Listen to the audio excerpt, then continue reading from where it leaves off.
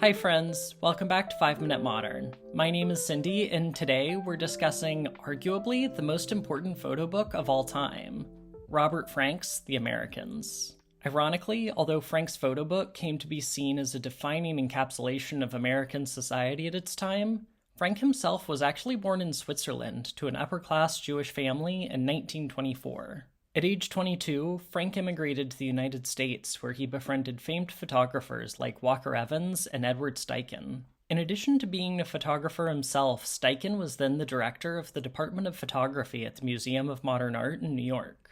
Steichen included Frank in several group exhibitions, including his 1955 traveling exhibition, The Family of Man, in which Steichen hoped to highlight points of universal connection that transcended barriers of class and privilege. This would end up being quite ironic, since at the exact moment the Family of Man exhibition was touring the country, Frank himself was working on a photo project which captured a very different reality than the one Steichen hoped to put forth. Frank had earned a Guggenheim grant in 1955 with the support of Steichen and Evans. He purchased a 1950 Ford and loaded up his family for a series of road trips over the next 2 years to take photos throughout the United States. Though he certainly had aesthetic goals for his photographs, Frank knew that the very nature of the project would lead to its interpretation as a social document.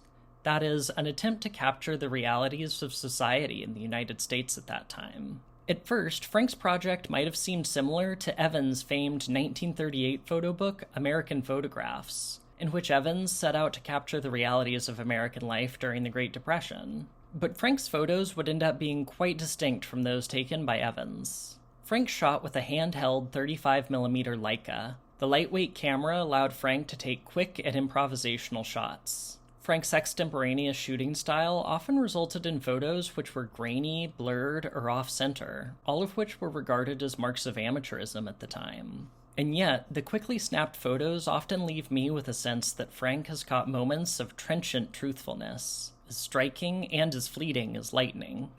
And occasionally, Frank's shoot-from-the-hip style would still result in nearly perfect photographs, such as the project's most iconic image, Trolley, New Orleans. Though captured purely by chance, the photo is immaculately composed, balancing all 5 streetcar windows which perfectly frame their occupants. Most profoundly, the image directly showcases the repugnant system of segregation in place in New Orleans at the time. As critic Lucy Gallun noted, the passengers in the trolley are arranged from left to right in perfect order of descending privilege in 1950s America. Men are seated ahead of women, white folks ahead of black folks. One of the reasons I find this photo so compelling is that it has no text, marking a striking divergence from the dominant trend in photography of segregated spaces. Photographers like Gordon Parks took any number of powerful photographs which foreground the signage that directed segregation. And such signage was present in the trolley that Frank photographed as well. The girl has her hand on an item called a race screen, actually just a small sign denoting which seats were denied to people of color. But in Frank's photo, the race screen is an almost undistinguishable detail. We see evidence of the discrimination directly in the people that it impacted. Coming from Europe, Frank was greatly troubled by the discrimination and racism that he saw in America.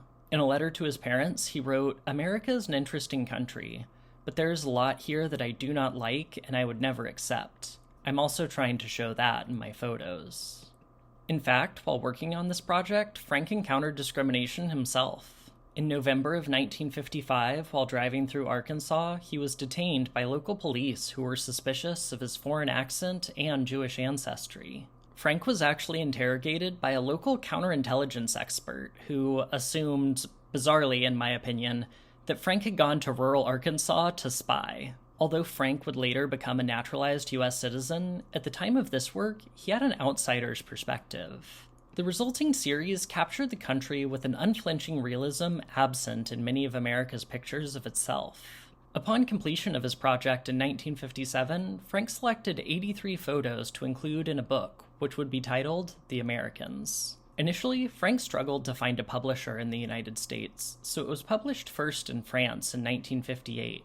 The French edition paired Frank's photos with texts from famous authors and politicians, ranging from William Faulkner to Abraham Lincoln.